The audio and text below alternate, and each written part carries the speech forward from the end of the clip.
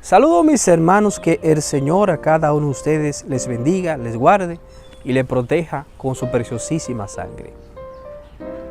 Sabemos nosotros que existen los arcángeles, los ángeles, los 9 coros celestiales.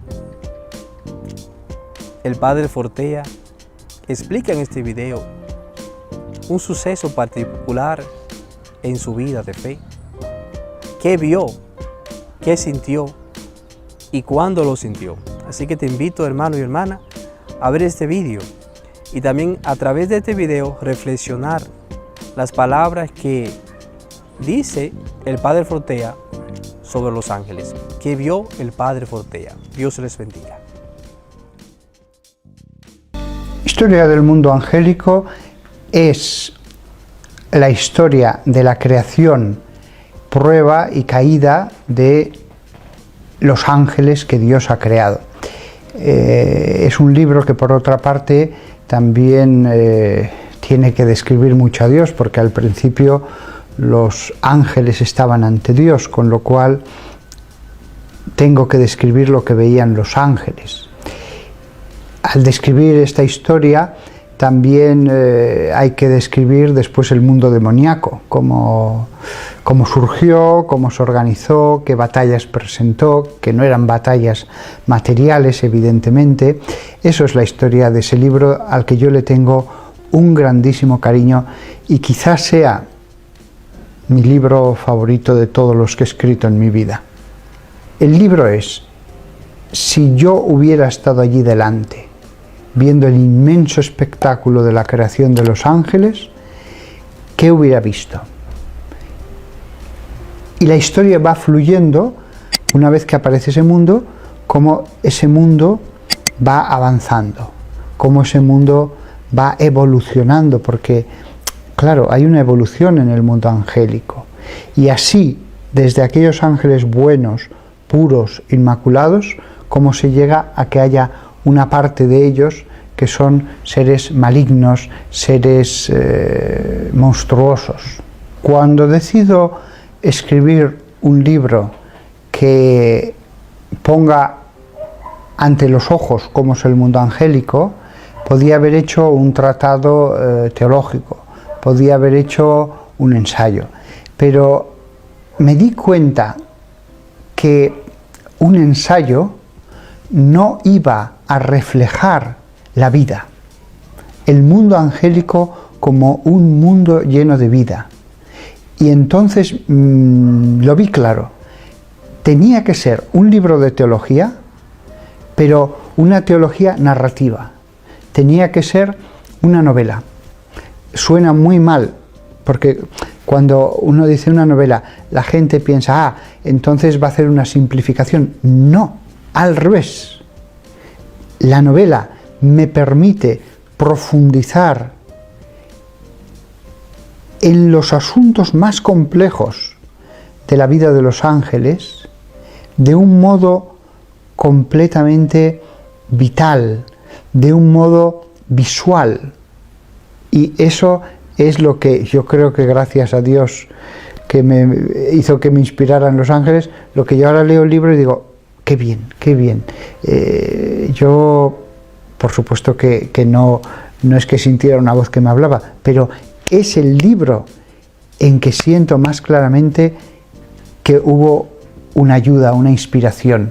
No sentí nunca nada extraordinario, no hubo ninguna voz que me hablaba, ni tuve ninguna visión, pero no tengo la menor duda de que las potencias intelectuales mías, había allí al lado ángeles que me ayudaron a hacer un buen libro sobre ellos. Si uno hace una biografía sobre un determinado personaje humano, el personaje está a tu lado y te habla. Tú usas tu intelecto para hacer bien esa obra, que puede ser hasta de arte. Hay biografías que son obras de arte, sin faltar lo más mínimo a la verdad. Pues bien, en este caso yo no tuve a un ser humano biografiado que me contara su vida, pero estoy convencido de que los ángeles sabían que un ser humano estaba escribiendo un libro sobre ellos Y estoy seguro, y se lo agradezco profundamente, de que dijeron, vamos a ayudarle. La gente suele pensar que sobre Dios no sabemos nada. Eso no es así. Sobre Dios, después de miles de años de desarrollo de la teología, sabemos muchísimas cosas. Muchísimas cosas. Lo que pasa es que todo eso que sabemos no es nada en comparación a Dios. Todo eso que sabemos es que no es ni la punta del iceberg, es ni un 1%, es muy poco. Pero ese muy poco que sabemos acerca de Dios, acerca de ese inmenso océano infinito de ser que es Dios, ese poco son bibliotecas enteras, ese poco es mucho. Es mucho, desde los antiguos griegos, que ya descubrieron muchas cosas acerca de Dios, pasando por los místicos, que han tenido revelaciones venidas de Dios mismo, pasando por los grandes teólogos que han dedicado toda su inteligencia, toda su vida, a conocer más a ese ser infinito a través de la razón, y la naturaleza, y el cosmos, y la palabra de Dios. Con todo eso, ciertamente sabemos mucho. Y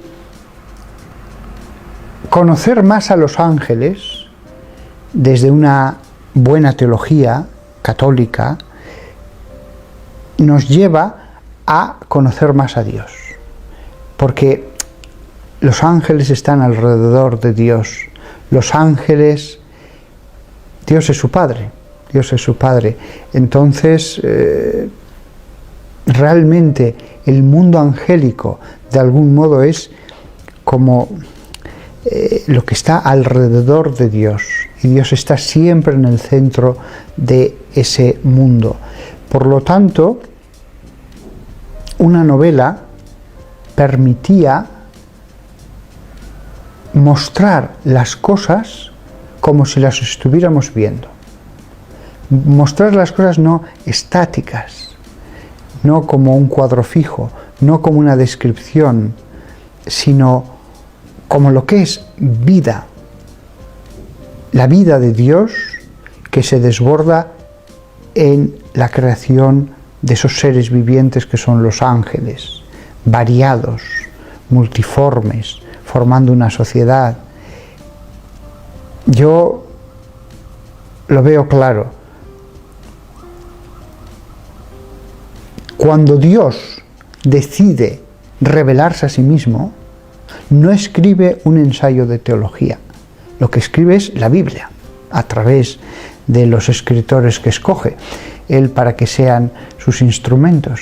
Él mismo, cuando tiene que describirse, va a usar una narración de hechos. Y leyendo esa narración de hechos, al final dices, ahora conozco a Dios. Existe una idea muy extendida entre el clero, que suele tener unas ideas, yo diría casi que fugaces, acerca de la teología de los ángeles, porque es un tema que en los seminarios pues no se trata con gran profundidad. Existe la idea de que todo lo que ocurrió desde la creación de los ángeles hasta su caída o su entrada en la bienaventuranza fue casi instantáneo. Santo Tomás de Aquino y otros muchos autores del final de la escolástica claramente lo afirman.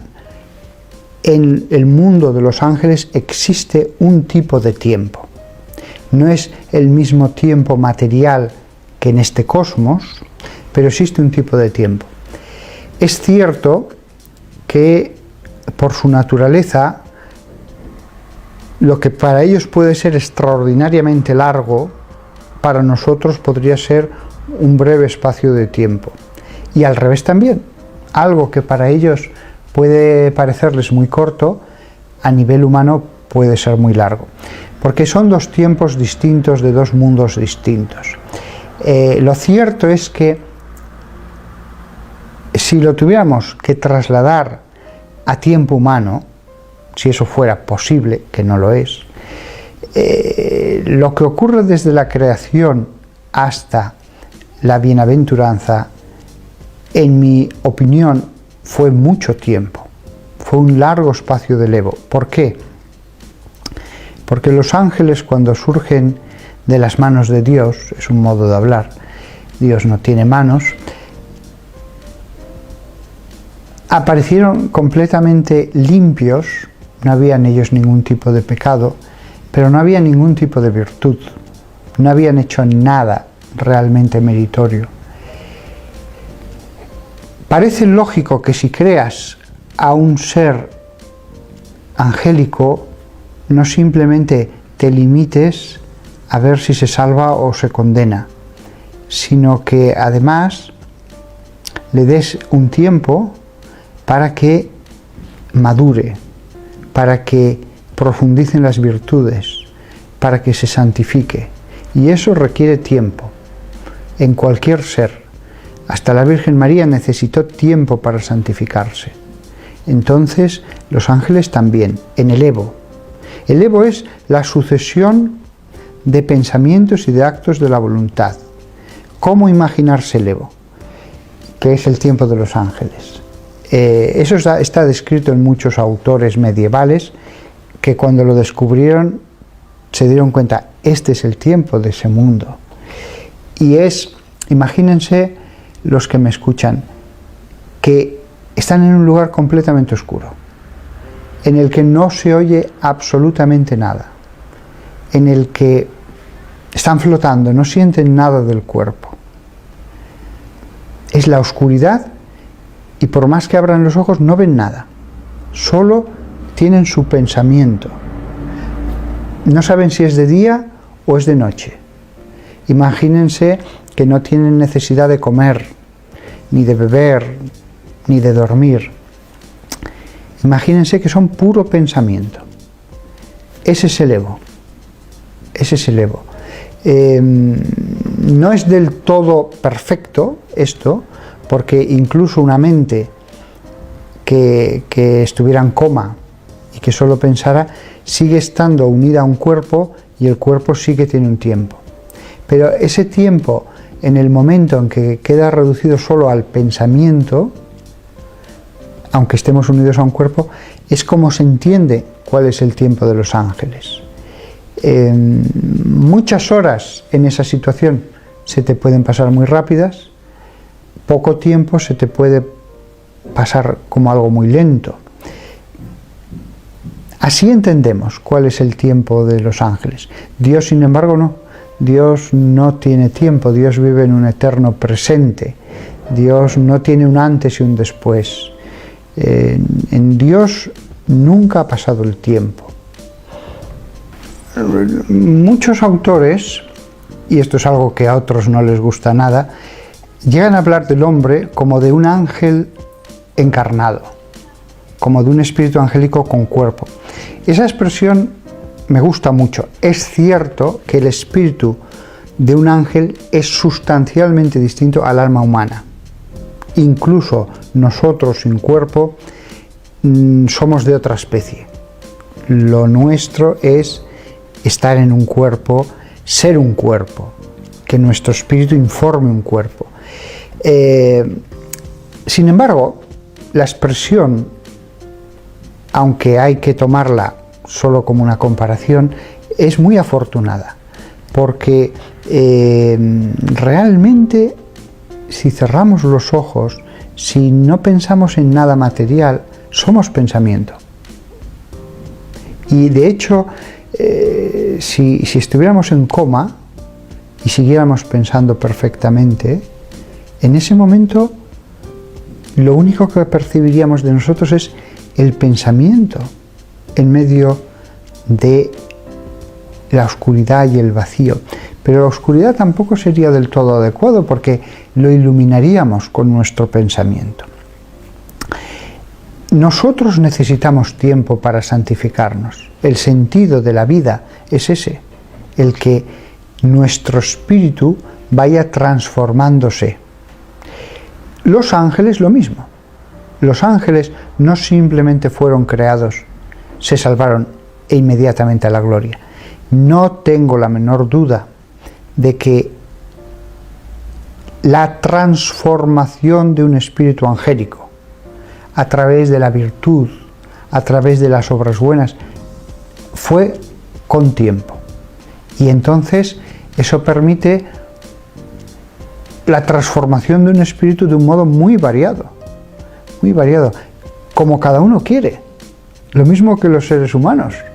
Lo maravilloso es que todos cuando nacemos somos un alma blanca, limpia.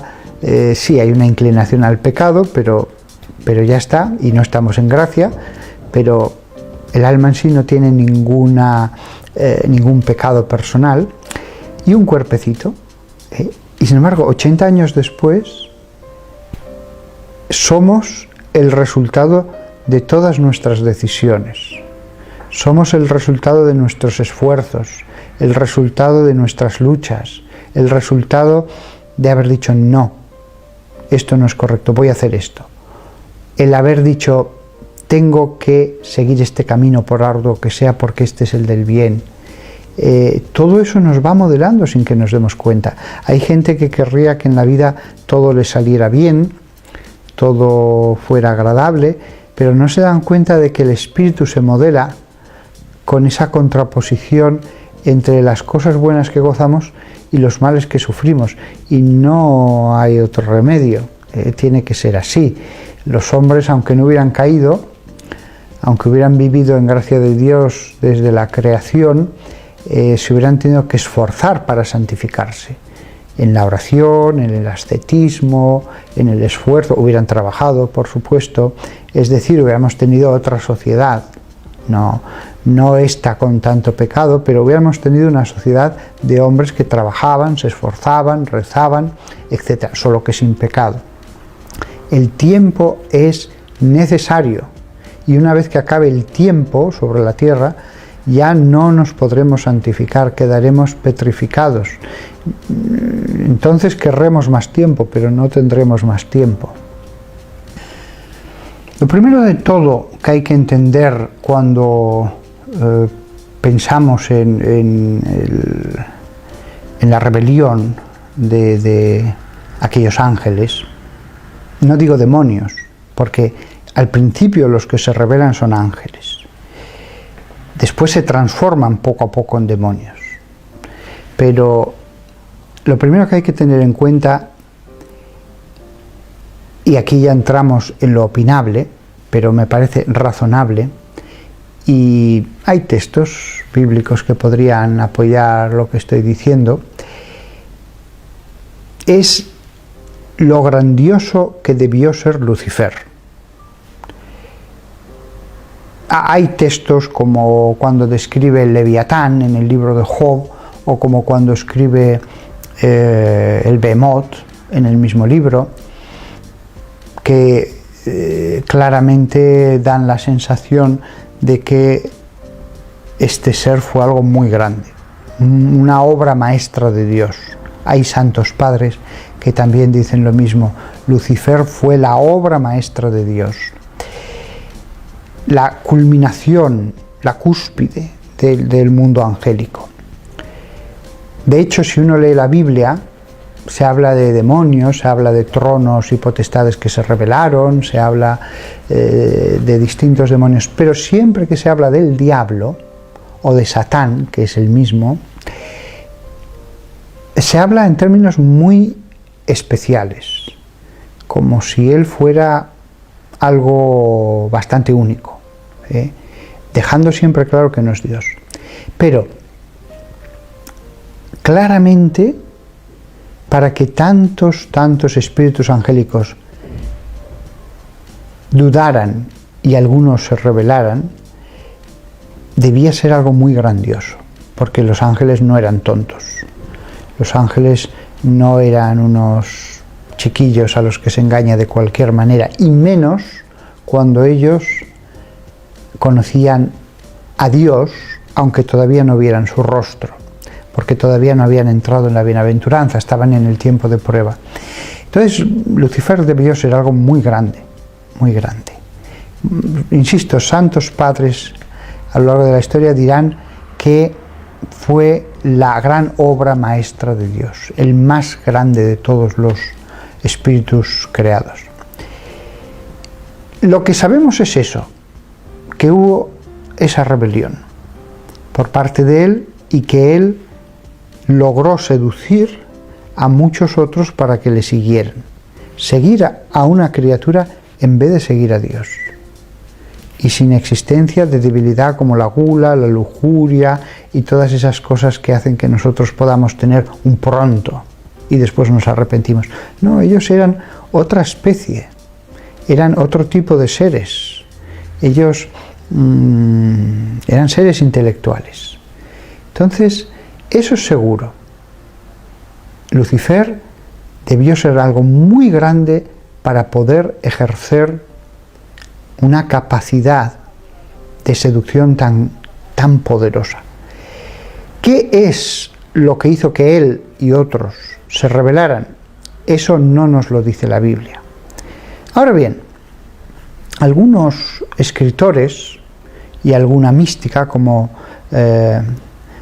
Sor María Ágreda de Jesús, una virgen concepcionista, franciscana concepcionista del siglo XVII, ella dice algo que es posible, y es que Dios les dijo que se iba a encarnar en el futuro y que eso les costó mucho aceptarlo. Esa idea me parece apasionante. No es de fe, no está dicha en la Biblia, pero es un ejemplo de cómo pudo ser la prueba de Dios y de por qué se rebelaron. ¿Pudo ser de otras maneras? Sí, pudo bastar simplemente el deseo de una autonomía, la soberbia. Pudo ser otra orden o algún aspecto de Dios que ellos de ningún modo comprendieron y les llevó a rebelarse. Caben posibilidades, pero todas las posibilidades en el fondo se reducen a muy pocas cosas. Soberbia, dificultad de obedecer, dificultad de someter la propia razón a lo que dice alguien que sabes que es tu Padre, que es bueno y que es todopoderoso y que no puede equivocarse. En el cielo sabremos realmente en qué consistió la prueba de los ángeles, pero esta idea es bellísima. La idea de que Dios antes de la creación del mundo les dijera: yo me voy a encarnar, y ellos no quisieran doblar la rodilla ante un Dios encarnado. Me parece una idea de una poesía, de una belleza, y teológicamente no hay ningún problema. Además, no es que esto se nos haya ocurrido. Hay esta monja que verdaderamente llevó una vida santa, que ella afirmó que Dios le había dicho eso, que la rebelión parte de la revelación de Dios, de que algún día se va a encarnar y de que ellos tienen que adorar a Dios bajo esos ropajes humanos.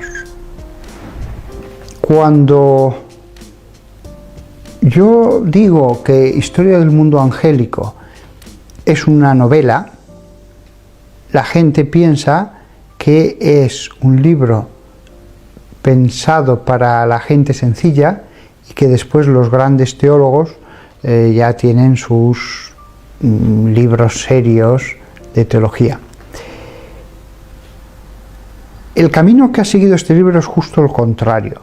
Después, ya estoy más allá de la mitad de mi vida, después de más de una mitad de la vida dedicado a los libros de teología sobre los ángeles y el demonio, a leerlos y escribir algunos, es cuando he dicho: no, ahora es el momento de escribir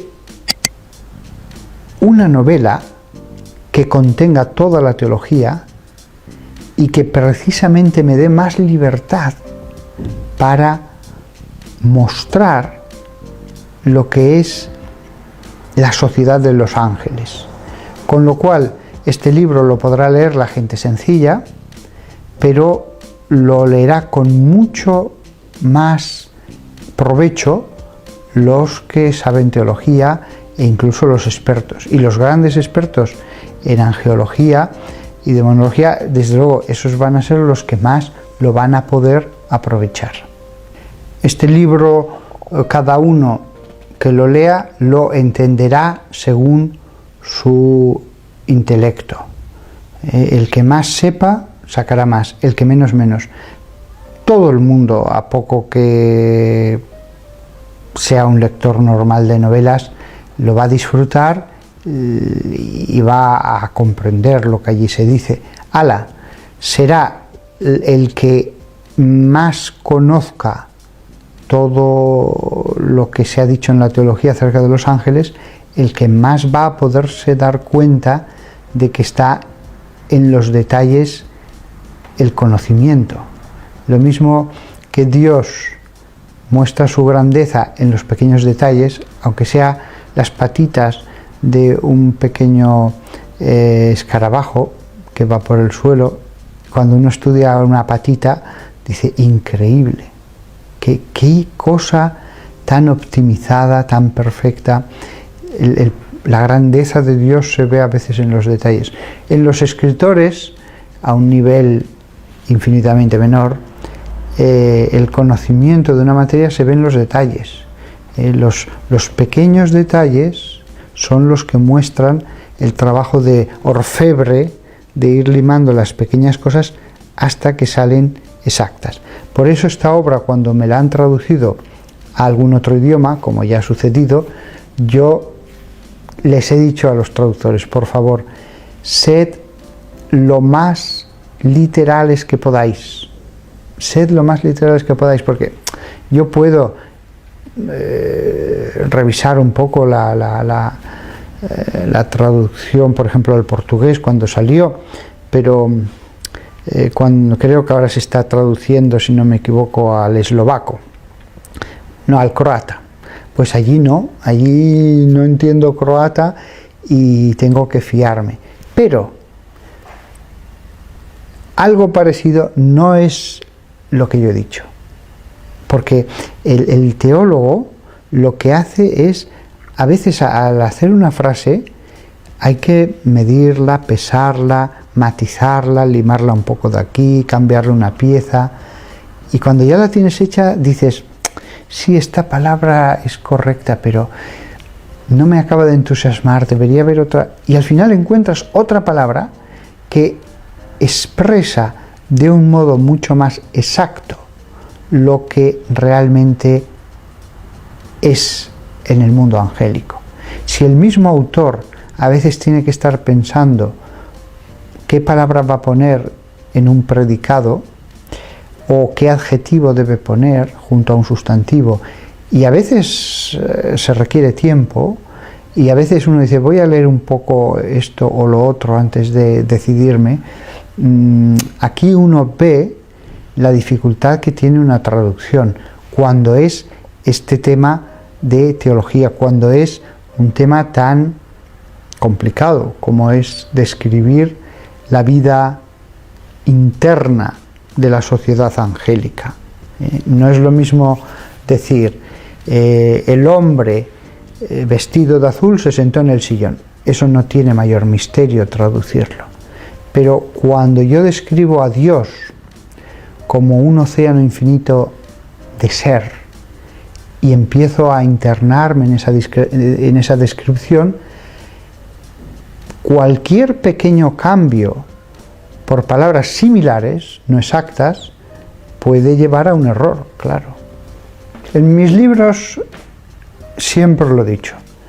Yo doy las razones cuando me las pregunta alguien, ¿por qué he afirmado algo? Y si las razones convencen, creedlo. Si no os convencen, no lo creáis. Si alguien me da otras razones que digo, pues es verdad, aquí he cometido un fallo en este silogismo, en este razonamiento, yo seré el primero en decir esto hay que cambiarlo.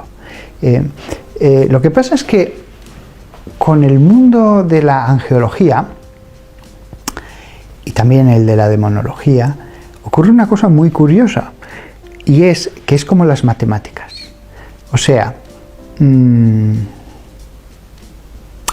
que está haciendo matemáticas como profesor en una universidad toda la vida, puede no ocurrírsele la solución a un determinado problema, pero sabe que sus razonamientos, los pasos que ha dado, los resultados parciales que va consiguiendo son verdaderos. ¿Por qué? Pues mira, esto. Es muy difícil que a un matemático profesional, insisto, un profesor de universidad de alta matemática, cometa errores. Puede no saber cómo resolver algo, eso sí, y decir, pues no lo sé, pero no va a cometer errores normalmente. Cuando alguien se ha dedicado toda la vida a este tema, hay muchas cosas que dirá, esto no lo sé, no tengo ni idea de cómo se explica esto o lo otro. Pero, en principio, toda la construcción teológica de ese mundo angélico es lógica, es completamente lógica. Hasta lo podría hacer alguien sin fe. Simplemente es tomar una serie de conceptos e irlos combinando con las reglas de la lógica, no unas reglas especiales. Entonces, es cierto que la angeología se puede desarrollar más. No es cierto de sabemos solo 4 cosas y ya está. No.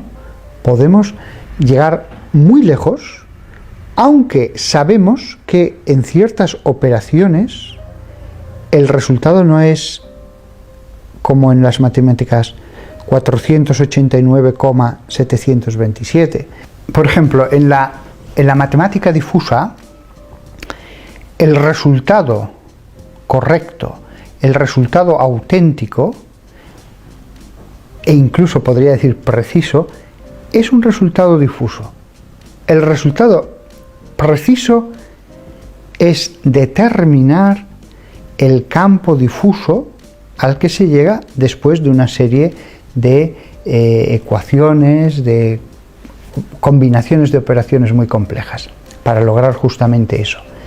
Que sí, es difuso, pero te permite llegar a un campo que no podrías llegar si quieres la concreción de otro tipo de operaciones. Lo mismo pasa con la angeología. Podemos llegar lejos en el conocimiento de ese mundo, pero aceptando que hay momentos de nuestro pensar sobre ese mundo en que hay bifurcaciones, o 3 caminos, o 4, y que hay que escoger. Puedes desarrollar la angeología siguiendo esos 4 caminos, a veces es posible, a veces hay 5 caminos, pero te das cuenta de que el razonable es 1 o es 2.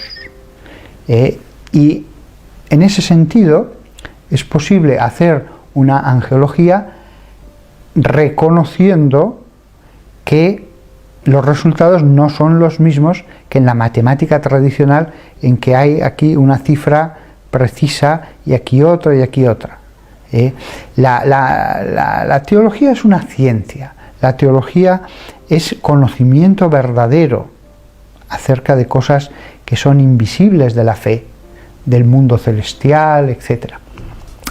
Pero no significa eso que no vale gran cosa, que todo son opiniones, que todo es muy relativo, que es poesía, porque no es verdad, no es verdad.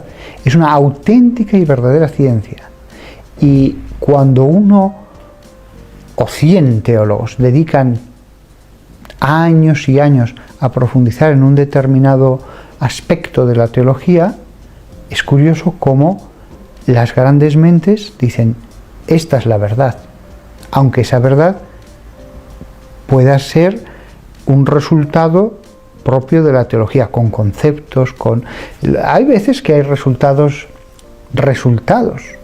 en la química o en la física que no son un número, que son una ecuación compleja y a veces muy larga. En la teología a veces el resultado de investigar un mundo invisible, angélico, puede ser un libro entero, porque eso no lo puedes resumir en 10 frases.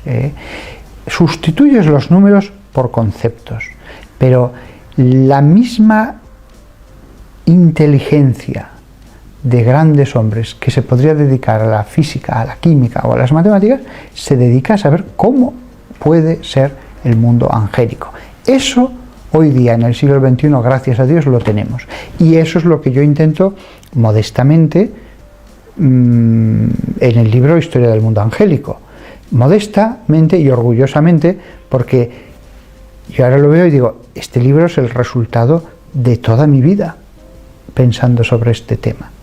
Y entonces, lo que decía antes, cuando un profesor está toda la vida dedicado a las matemáticas, puede no saber muchas cosas, pero no es tan fácil que se equivoque. Yo, acerca del mundo angélico, desconozco, infinidad de cosas, pero hay muchas cosas de las que estoy completamente seguro. Completamente seguro. ¿Por qué? Dios es inteligencia y Dios nos ha dado inteligencia. Cuando yo estoy pensando, estoy ejercitando una participación de la inteligencia divina. Es como si Dios dijera, conocedme, conoced a las criaturas que yo he creado. Y es un placer el conocimiento. No es de extrañar que haya habido hombres que hayan dedicado toda su vida a eso. El Papa Benedicto XVI lo decía, que resulta comprensible cómo hay hombres que dedican toda su vida a la teología. Porque en el mundo hay muchos placeres. Hay placeres en el comer, hay placeres en la bebida. A mí no me gusta nada el alcohol, pero entiendo que haya gente que le guste eso. Está el placer del sexo, está el placer del viajar, el placer de tantas cosas físicas que hay en el mundo, corporales, etc. Pero todos esos placeres a mí se me hacen muy poca cosa, lo digo honestamente, frente al placer de uno poderse sumergir como un pez, con su inteligencia, en el mundo angélico. Es que yo transmito en este libro el placer que he sentido sumergiéndome entre las miriadas de ángeles. No lo puedo comparar a lo bien que me lo haya pasado visitando países, visitando mares, incluso montañas preciosas, selvas. Nada es comparable a la nobleza, belleza, profundidad, grandeza incluso del mundo angélico. Nada de lo que he visto en este mundo. He disfrutado más. Lo que pasa es que para introducirme en ese mundo solo podía hacerlo a través de la inteligencia. No podía ir con mi cuerpo. Esa es la maravilla de la teología. Y además, claro, conocer al mundo angélico es conocer a Dios, es sumergirse en Dios. Lo que pasa, y esto que voy a decir puede sorprender un poco a los lectores, podemos conocer mejor a Dios que a los ángeles, porque es un ente más simple. Sin embargo, siempre será más fácil describir a los entes complejos, y cuanto más complejos, más fácil de describirlos. Entonces, es como el autor del Apocalipsis. San Juan describe muy bien todas las plagas, todos los castigos sobre la tierra. Describe algo menos tiempo a los seres angélicos alrededor del trono, a los tronos con los 24 ancianos del Apocalipsis, etc. Pero mucho menos a Dios, apenas nada a Dios. ¿Por qué? Cuanto más vamos subiendo, es como si las nubes del misterio nos impusieran ciertos límites. Entonces, ya me gustaría a mí haber escrito un libro como Historia del Mundo Angélico solo sobre Dios. Eso sería para mí maravilloso, pero no puedo, no puedo. No puedo porque es como los pájaros. Los pájaros pueden subir más alto, más alto, más alto, pero llega un momento en que sus alas, cuando llegan a capas donde el aire es tan sutil, ellos ya son demasiado pesados. La narración se convierte en algo demasiado pesado, demasiado material, demasiado grosero para describir a algo como Dios. Dios, en cierto modo, es más para ser vivido, pero ojo, también podemos describir cosas sobre Dios y sobre todo, es curioso, un libro sobre Dios realmente sería pesado, hecho al modo de historia del mundo angélico, pero es curioso, si ponemos a Dios con los ángeles, los dos elementos crean unas descripciones, una narración, una historia mucho más interesante, mucho más atractiva. Es curioso, los ángeles nos ayudan a conocer más a Dios. Los ángeles nos ayudan como guías a sumergirnos más en ese mar del ser infinito que es el Altísimo. A mí lo que me alegra es pensar que después de leer este libro, la gente conozca más a los ángeles. Al conocerlos más, los ame más. Al amarlos más, les hable más, les pida ayuda. Y se cree una verdadera amistad, una convivencia con el ángel de la guarda que dure toda la vida. Eso yo... Cuando entre al cielo Dios mediante con su ayuda, con la ayuda divina, espero que algunos ángeles me dirán: ay, Padre, gracias a su libro, la persona a la que yo acompañaba, inspiraba, ayudaba, me quiso mucho más, me habló más a menudo, fuimos más amigos.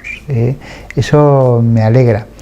Es curioso, además, conociendo el mundo de los ángeles, uno puede alejarse más del pecado o descubrir el sentido de la vida, porque decir, es verdad, yo en el fondo también soy parecido a un ángel, entonces lo que he leído sobre ellos en parte vale para mí. He recibido algún email de lectores, me acuerdo de uno que me dijo: Padre, su libro me ha cambiado la vida. Aquello me llenó de una profunda alegría. El que ese lector me explicara cómo le había dado sentido a su existencia, porque los libros, las películas, tantas cosas pueden desecarnos, pueden hacernos perder la alegría, pueden desorientarnos respecto al sentido de la vida, y otros libros, conversaciones, películas, nos pueden reconducir en el camino correcto, porque hay una cosa que está clara: puede haber muchas opiniones, pero al final solo hay un camino que es el verdadero, solo hay un camino correcto. Eso, no hay 10.000 verdades y 10.000 caminos correctos. La verdad es una. Yo en eso estoy de acuerdo hasta con el ateo. O tú o yo tenemos razón. Aquí no hay vuelta de hoja. O tú o yo. Los dos a la vez no. O Dios existe y la verdad sobre el mundo, sobre la existencia, es la que nos ha dicho Dios en las Escrituras, o tú tienes razón y mira, haz lo que te dé la gana porque ya todo da lo mismo y la vida es una selva y que gane el mejor y la ley del más fuerte y goza todo lo que puedas porque no vas a recibir ni premio ni castigo, vas a ser como un perro que te mueres. Claro, es tremendo la contraposición entre esa concepción que dice: no, vas a ser como un perro que te mueres, nada tiene sentido, no te esfuerces mucho porque no vale la pena, a la concepción cristiana, a la concepción de la Iglesia, que es una armonía, que es todo tiene sentido. Qué forma tan distinta de vivir la vida de un modo o de otro. Yo, de verdad, compadezco a las personas que han sido seducidas por una concepción que en el fondo es demoníaca, aunque ellos no se den cuenta. Es la mentira del demonio, que viviendo en este universo maravilloso en medio de la nada. El universo está rodeado de nada. ¿Y de dónde ha salido el universo? Que viviendo en esta parábola de Dios que es el universo, han logrado meter en las mentes una forma de leer el universo, la naturaleza, la belleza del mundo, que es realmente demoníaca, es un engaño demoníaco, aunque no crean en los demonios. Aquí sí que ocurre lo que yo digo en el libro, como la luna colocada de un modo determinado y tú a una determinada distancia puede ocultar el sol entero. Como tú puedes vivir en tinieblas aunque exista el sol.